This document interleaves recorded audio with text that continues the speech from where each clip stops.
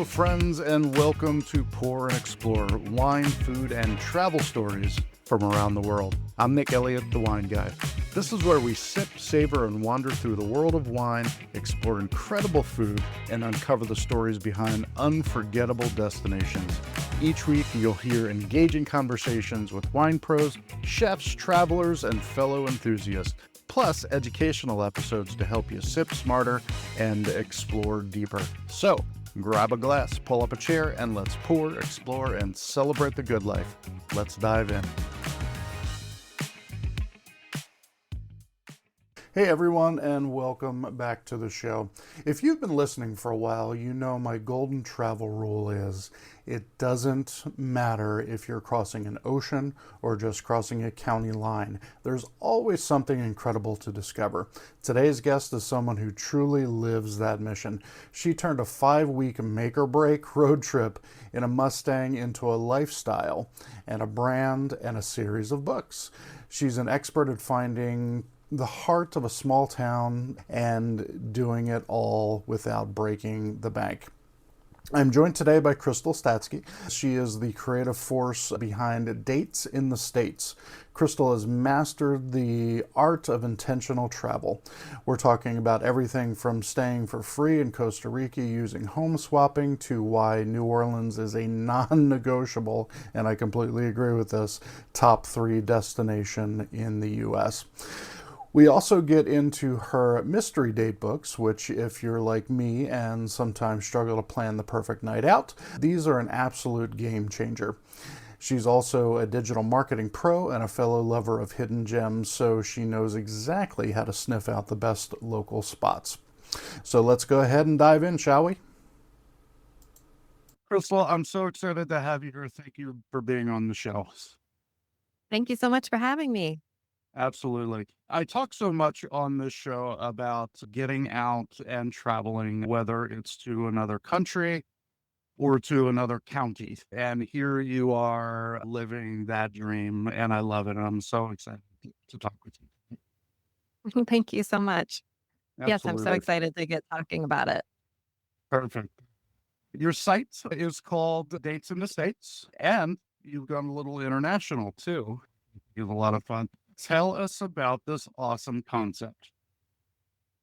So, Dates in the States is all about our dates throughout the United States. So, my husband and I, when we first started dating, we took a 5-week road trip across the US. I just wanted to get in my Mustang and I just wanted to drive. And he decided to come with me.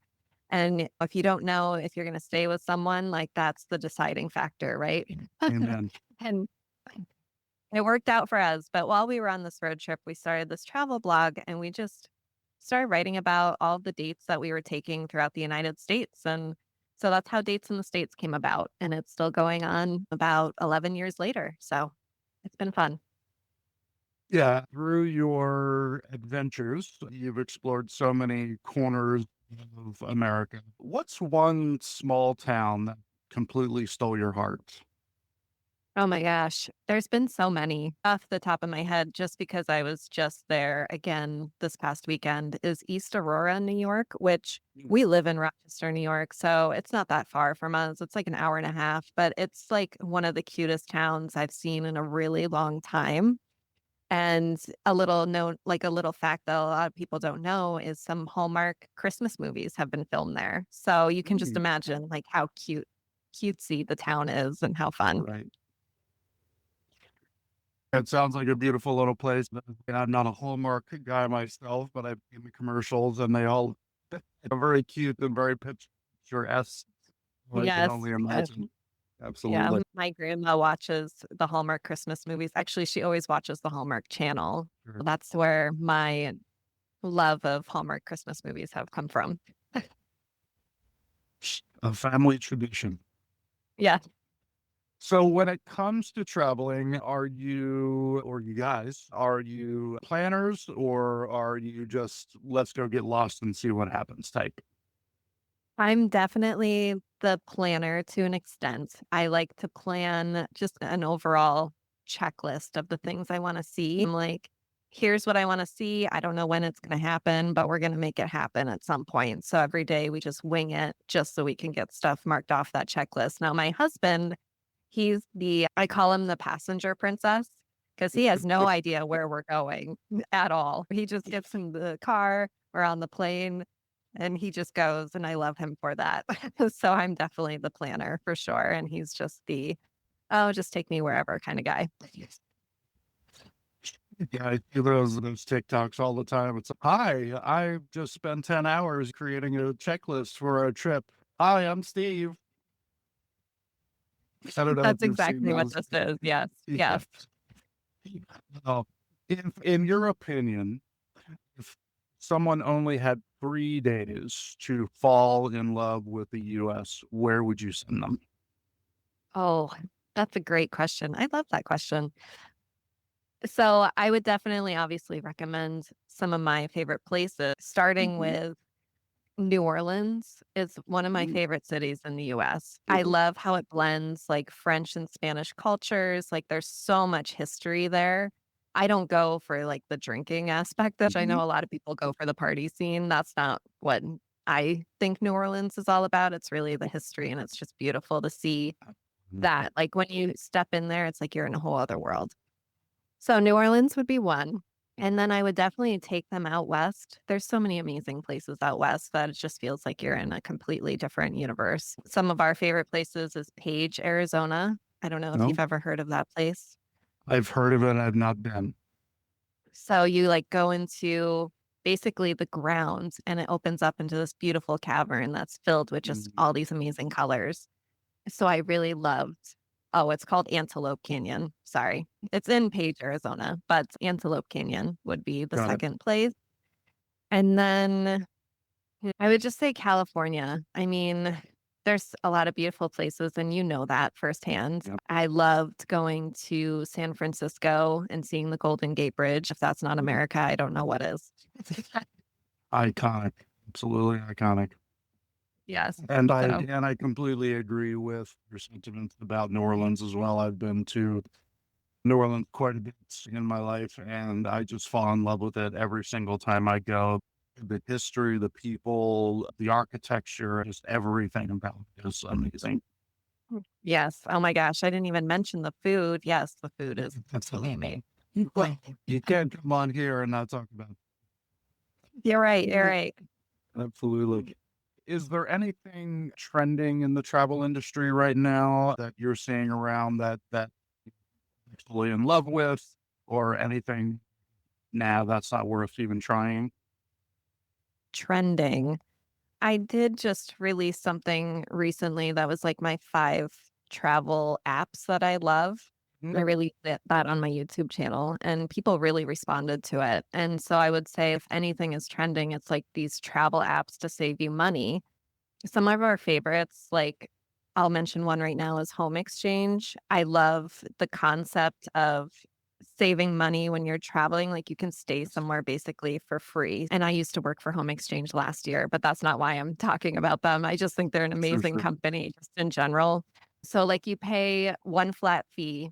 It's $220 a year, but you can stay Mhm. unlimited at people's houses for free and you don't have to swap with them. Like you can use these guest Wow. points, which is like their currency in the app. So, like when we just got back from Costa Rica, we Mhm. traveled for 8 days for free. Like we didn't stay anywhere that we had to pay for. It was amazing. So that's Wow. like my number one travel trend right there is like home swapping. If you've ever seen the movie The Holiday, it's essentially the same thing. Wow. So I would say that's one of the biggest trending things right now. And other apps are opening up too. It's not just home exchange. There's like I'm trying to think of the other ones. Anyways, home exchange is great. I love that one. That's exactly the kind of thing that I was asking for. When I talk about travel on this show, I try not to sound elitist and say, "Oh, you need to go travel to Australia," and obviously that is not available to every person to be able to do that. I want to make a point about being able to travel on a budget, and this app that you're talking about is exactly the kind of thing that I'm talking about. Whether it's cutting down on your food budget or finding a place to stay for free with a membership type situation. There are ways that you can get out of your box that are not going to cost you a ton of money. And I think that's a perfect little bit of information right there. Yeah, So thanks exactly. for So sharing it. yeah, especially because like that membership fee, the $220, that's like a night in a hotel room these days. So it's like you just stay one night somewhere and you've already made back your money. I Great get it. point. Yeah. A Holiday Inn or something like that is going to cost you at least $200 a night because with a lot of these places have resort fees and all of that stuff. So it's by the taxes and then transient taxes and all of that stuff. By the time you walk out the door, you're spending $225, 100%. Right. Easily. Yeah. And we love to stay in places that aren't in touristy areas. I don't know. If your thing is staying at a resort and just being in the resort all the time, go for it. Do your thing. But that's not us. Like we love exploring hidden areas and feeling like you're not a tourist, like feeling like you actually live there. And that was what I loved about staying in Costa Rica. We also stayed in Bulgaria and Romania through home exchange. And like we really got into the culture there. And it was just such Mhm. an incredible experience. And you can't do that when you stay at a hotel. Um, When we traveled to Bulgaria last year, absolutely loved it. And the people there, just absolutely amazing. They're yes. so hospitable and friendly and welcoming, and definitely a place I've not been. And if it's not on your radar, to my listeners out there, go see Bulgaria. Oh my God, it was amazing. That was my favorite trip of all time. And I know like we're all about the States, like dates in the States, but when we traveled internationally to Bulgaria, like I am saving up to buy an apartment there. It's like my 5-year goal There you because go. I just loved it. I just loved it and I want to go back. And you're right, the people were just so amazing and nice. It's like definitely a hidden gem that people don't know is there. Absolutely. We've talked a little international. We've talked about some big towns, but it seems like your expertise, if you will, is small town America. And small towns, as you pointed out about Aurora earlier, there in New York, have huge personalities and just never know what you're going to find in small towns. What's the quirkiest festival or local event that you stumble upon in your travels? Let me think for a minute. So we lived for a few years in Nashville. There's definitely a lot of Mhm. quirky festivals there. And I know they have their Oktoberfest, which was really fun, but there's like some quirky ones too that I'm blanking on. And then like up here in Rochester, we have the Lilac Festival. Like you can literally get everything lilac flavored, even gin and alcohol, like everything's lilac flavored this time of year. Yeah, I don't know. Even New Orleans, like when I was there around St. Patrick's Day, like they had super quirky St. Patrick's Day festivals everywhere. There's a lot of places that do. So I don't know if that Yeah. answers your question, but I would No, it say, definitely does. there's just such a wide variety of festivals. And yeah, especially here in Rochester, like the Lilac Festival is pretty cool. Yeah, and lilac festivals, popcorn festivals, all of that. So these towns had where I used to live up in Central California, a lot of very small towns around each other in Central California, not necessarily any large towns. Monterey being one of the bigger towns, Santa Cruz being one of the bigger towns. But on the outskirts of that, we have the Garlic Festival in Gilroy, California, because it's the garlic capital of the world is here in Who knew that? The garlic capital of the world is I here in never knew California. that. Yeah, I absolutely. never knew. Artichokes. There's the artichoke festival right here on the coast of California because we grow more artichokes. Castroville is the name of the town. Castroville, California is the artichoke capital of the world. So little things like that, and they usually have to do with food Yeah, or yeah. I was gonna beer say or the wine. I did think of another one that I was looking at going to. I think it's happening this month or next month, but it's in Pittsburgh, and it is the Pickle Festival. I was like, how fun would that be? In the I pickle would, capital of the world. my wife would love that. I would not be a fan. I think my I love husband said the pickled same thing. everything, pickles.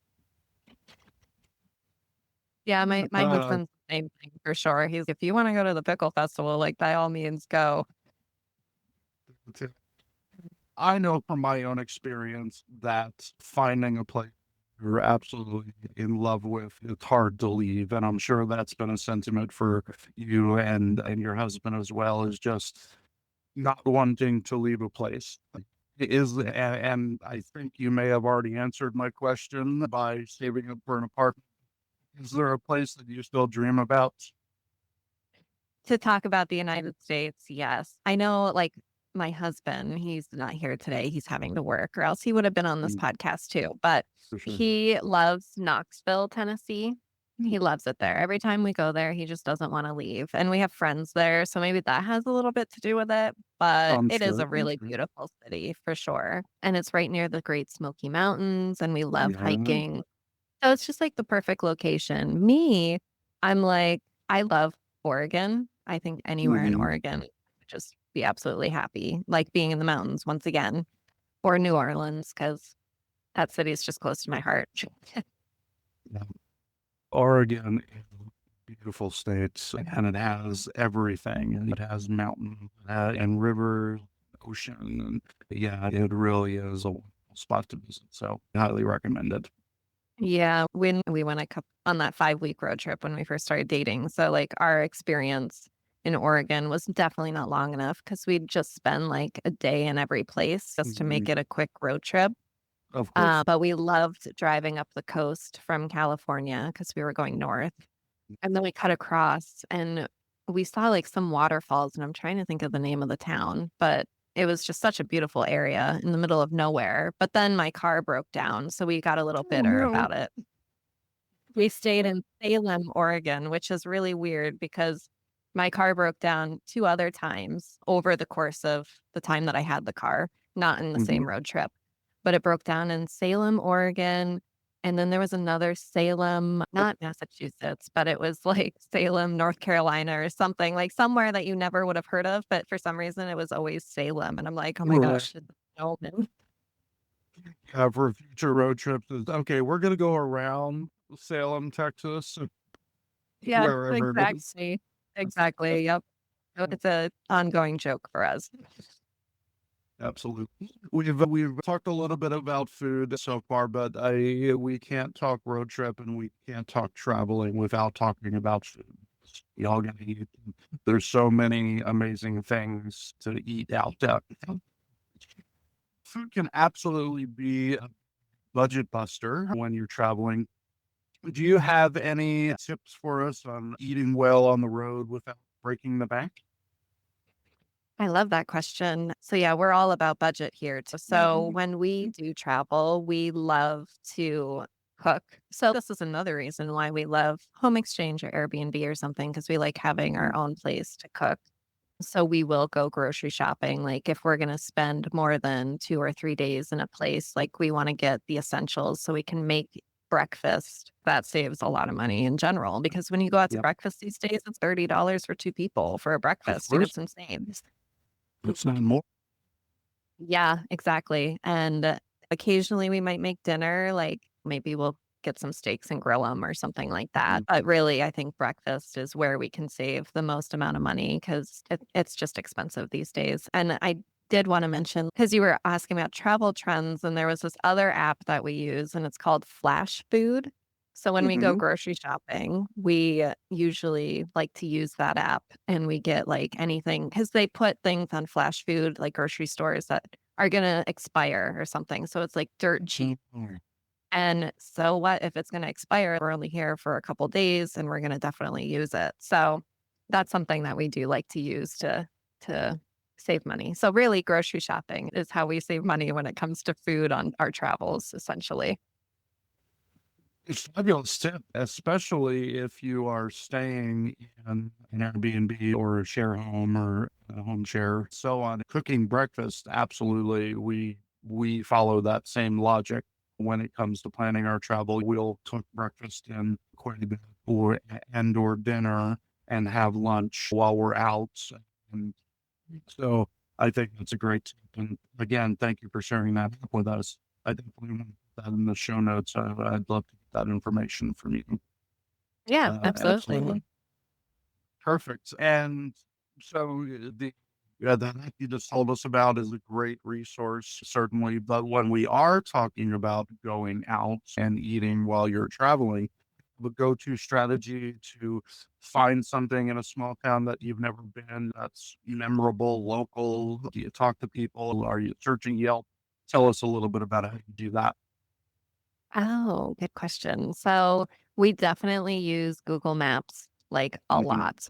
So even on our way to the town, I'll be looking on Google Maps at what's close by to eat and I will flag them for later.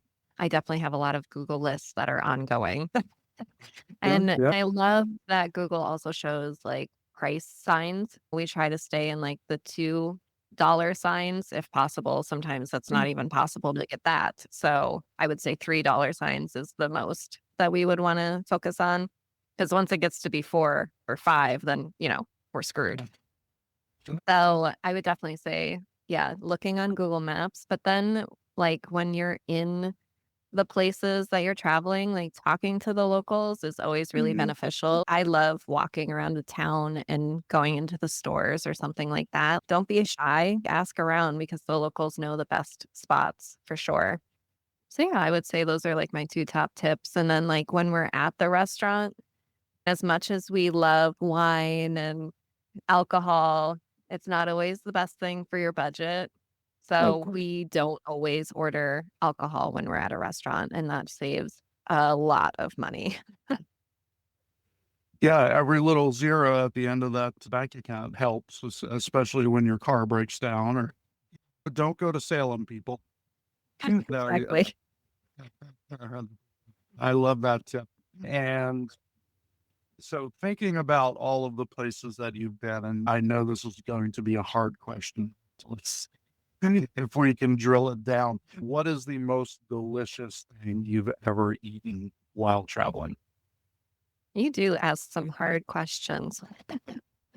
I would have to say, let's just keep the New Orleans train going, should we? Oh, I Absolutely. would say like their jambalaya. I don't know. There was, and I don't remember the name of the restaurant right off the bat. I'd have to look it up, but just the jambalaya there was just absolutely amazing, and I've always made it myself. It wasn't something that I would order at a restaurant, especially in New York. So when I was in New Orleans, I was like, "Okay, I gotta get some real jambalaya," and it was a game changer. But also, there was a restaurant, I think it's not there anymore, but it was called the Bayou House, Mm. and they had these hush puppies that had it was alligator hush puppies, and it was my first time having alligator, and I'm not a seafood person, if you can't consider that seafood, I don't know, so it was unlike anything I had ever had before, and it was pretty amazing. The last time we traveled to New Orleans, we haven't been there in a few years, but we were traveling or we were planning a road trip across the southern US. So essentially from San Diego out to Pensacola, Florida, and then we were going to come up and over. And obviously, New Orleans was a stop that we wanted to make along that track, along 10, the Highway 10 there. And asking my son, who was probably 15 or 16 at the time, what are you most looking forward to about going to New Orleans? And he's alligator, alligator po' boy. Need to get some alligator. Oh my gosh, that's so funny. We raised him, his mother and I have raised him. He's very much a foodie. That's awesome. Yeah, I never even thought of going to New Orleans that I would try alligator because 'cause they're all about what are those little crab things? Oh, crawdad. What are they? Yes, that's what they're all about. You can be walking on the streets and there's shells everywhere because people are eating and walking. The little crab pigs. I love it. Yep, yep. Awesome. Let's switch gears a little bit. You are not just a traveler, you're a published author. Congratulations. Thank you. What inspired you to write your books, number one, and how do they reflect your journeys that you've taken? So the reason why I created my books was from my travels. So these Mhm. books are called mystery date books. And so each book is based in a different neighborhood or a different city throughout the United States. And it tells you where to go, what to do, where to eat. So it basically gives you like a whole date in a book. And it's great for the people who don't like planning because I love planning. And so all of these places that we've been writing about for 10 years or so from our travels, we've just been placing them in these books. So far we have books that are based throughout upstate New York and Florida, and we're working on ones for Tennessee right now. So all the places that we've lived or stayed for long periods of time.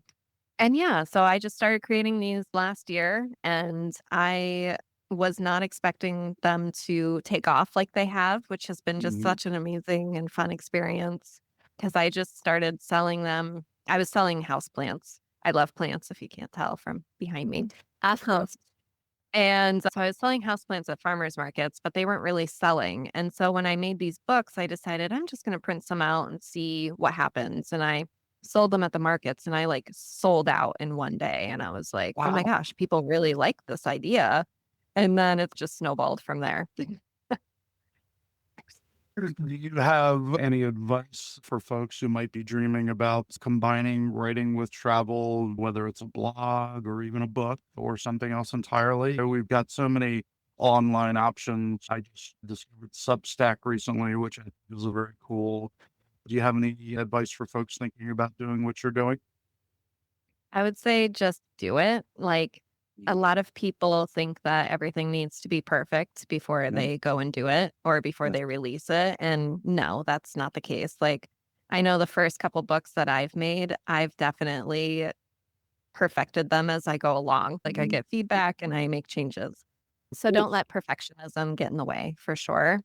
And I also like, yeah, so my full-time gig, I'm a content marketing strategist. And so I already knew a little bit about the content marketing world and like how to format a book and how to get it printed. But it was like a whole other ball game that I just learned myself how to self-publish. And from my education and what I've been doing my whole life, it wasn't that hard. And if I can do it, honestly, anybody can do it. Let me just say it like that. Self-publishing is not as scary as it seems. It's a little bit of a learning curve, but honestly, anyone can do it. So once again, don't let perfectionism and the fear get in your way. Yeah. People have the same advice, and I've gotten the same advice about podcasting. If you have a story to tell or want to share other people's stories, like I'm doing with you here today, just get out and do it. It doesn't need to be perfect, it doesn't need to be polished. I did hire an editor to help me the finer points of video editing, that, but what I'm doing is production. So I completely agree with you on that. You have a voice and you have something to say, just get out there and share it. And I think that's awesome. Awesome advice. And that brings up a great point. Like you hired an editor because it's going to save you a lot of time so you can focus on Yes.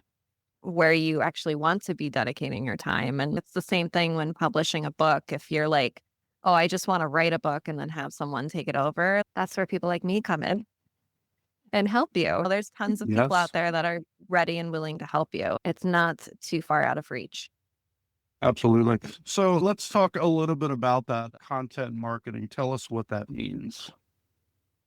So, content marketing, I help people write content. So, whether it's for social media, email marketing, blogging, whatever the case might be, I'm here to help people write content that's going to bring in leads for their business. So, I work with a lot of small businesses. I work Yeah. with anything from landscaping and funeral homes, believe it or not, to business coaches and other travel bloggers. So it's really just like the behind the scenes writing and getting you visible to your potential clients. Okay. All right. I like that. And is that obvious? We all know what copywriters are, and all of that stuff. Is what you're doing more SEO based or what's trending at the time? Tell us a little bit about how you're creating the content or why you're creating the content that you do. Yeah, definitely for blogging, it's SEO focused. For social media, it's like you have to be posting to get visible. So it's me helping them create that kind of content to get them visible. And then email marketing is I'm writing the emails or I'm creating those email funnels to walk people down the line to purchase something from them. You know what I mean? It's all about Sure. Yep. nurturing leads. So when I say content marketing, it's like ghostwriting in a way. So I'm writing this content, but people don't know it's me. They think it's my client. I'm just giving them that extra push, that extra help that they need to be online, visible online all the time, if that makes sense. 100%. Absolutely. And obviously, a landscaper is going to have a different voice than a funeral home or a different theme or whatever. So that's a lot of talent right there. Yeah, it's always changing. That's what I love about it. Every day is different. And even after me publishing my own books, like I've been having people, even past clients, come to me and they're like, I have this book. Can you help me format it and get it self-published? And I've been helping people do that too. So that's where I'm seeing like my content marketing expertise is like pivoting a little bit to helping others publish a book like I have. Yeah, it's been a fun journey. Yeah, your experience in it's worth $1 million, if not more, to someone who is trying to do what you're doing, someone who's gone through the pitfalls, who's had the hard knocks and all of that stuff, to be able to come to someone like you who's had all of those things and that has then seen success born out of probably some mistrial. Lots That, of mistrials for sure. de- definitely worth its weight in gold. Now, you mentioned social media a minute ago, and I would be remiss and talk about your social media. You have amazing content. I've done a little you looking through your Instagram feed, for example. It seems like you tied all of your favorite stuff together in your Instagram. And there's great videos on there about self-publishing, about your travel, about your work, and so on. So I definitely want to get folks into your Instagram. Definitely hit that like and follow while you're up there. And how are you enjoying keeping up with social media? Because I find it hard on my end too. But I'm posting on a regular basis and what content I'm posting. So you're someone who not only writing content, but you're also putting content out there. Are you feeling about that right now? I am. I think I have a good routine set for myself. It's just the matter of me sticking to that routine because not only am I trying to write content for both my marketing channels and my travel marketing or travel channels, but I'm also writing content for all of my clients. So it can Right. get really overwhelming. And I definitely feel that sense from time to time of like burnout. So Absolutely. definitely scheduling things ahead of time, like creating and scheduling things ahead of time is a huge game changer for me. And taking trips really does inspire me. Like, I know I felt like I was drowning. And then we went to Costa Rica. And now that we're back, I'm like, oh my gosh, I have all this new content to put out there. And it just really helps, like, taking a step back, going on a trip or doing something for yourself, even if it's just a day trip, like getting out to a little town like East Aurora last weekend and just like getting Mhm. out. And then you can come back refreshed and feel inspired to post for yourself. It can. Burnout from social content creation it's a real thing, people. It It really is. is. And along those lines, are you using a software for scheduling your post, or do you recommend software to your clients for scheduling their posts? So I use buffer.com. I Okay. find that to be the best one. And also, you can post to 3 different platforms for free. I'm all about staying on budget once again. And Yeah. that holds true for my marketing business as well. So it really helps me, like when I'm scheduling things out to Facebook, Instagram, and Pinterest. Other things like I always say focus on at least 3 platforms to not overwhelm yourself. So if people are like, oh, it only schedules out to 3 platforms, no, you should be like, oh, it schedules out to 3 platforms. Great. Mhm. Like, yeah. So that's my advice there. Yeah. Okay, perfect. I love it. And to wrap things up today, of course, this wine podcast too. Let's talk a little bit about wine. When people think of wine country throughout the U.S., they think of California, they think of Oregon, Napa in particular, California in particular. Have you explored any lesser known wine regions that totally blew you away? So I grew up in a little town in Pennsylvania, central Pennsylvania, and we were part of a good wine trail. So I'm from like Stillwater, Pennsylvania. If anyone has watched NCIS, you hear about Stillwater. It's not the same thing. But anyways, so there's this wine trail that like goes from Benton to Bloomsburg, and it goes like up to Williamsport. Like it's a really nice wine trail, and there's some amazing wineries there that you would not expect in the middle of Pennsylvania. And those are definitely some of my wineries. No matter where I've traveled a lot of places and tried a lot of different wines, and they're still some of my favorites. I love Pennsylvania is my home state as well. I was born and raised in Philadelphia. I didn't get out to Pennsylvania wine country so much during my time in Pennsylvania, but I know a lot of really great things about it. So I'm excited to go back to my home state and try some Pennsylvania wine in the very near future. Yeah, it's Absolutely. been getting bigger and bigger. I think every single time I go home to visit my family, like there's new wineries popping up all over the place. Mhm. So it's definitely growing. Yeah, and my listeners think I'm a broken record. I say it all the time that wine is being grown, wine grapes are being grown in all 50 states in the union, yes, including Hawaii. And there's so many great places and wine to be discovered out there. If you're a wine person, get out. I can almost guarantee that there's a small little neck of the woods somewhere around you that's producing some really cool wine. So definitely get out there and do it. Crystal, thank you so very much for being on today. I can't say enough how excited I was to have you on and chat with you. So it was an awesome interview. Thank you very much for your time. Thank you so much. This was so fun. I appreciate it. My pleasure. What an awesome conversation with Crystal. I think my biggest takeaway from today is that you don't need a massive budget to have a massive experience. Whether it's using apps like Flash Food to save on groceries so you can splurge at a nice dinner, or talking to a local to find one hole-in-the-wall place that no one would ever possibly stumble upon on their own. And travel is certainly about connection. And like I always say, wine grapes are grown in all 50 states, so get out there and find a local winery in a neck of the woods you've never explored before. If you've enjoyed this episode, please check out the show notes for links to Crystal's mystery date books, and of course our links to social media are down there. So we would love to hear about your favorite travel destinations. Go ahead and hit us up on all the socials, and we would love to hear from you. Thanks very much for listening to Pour and Explore. Keep wondering and wondering, everybody. Take care.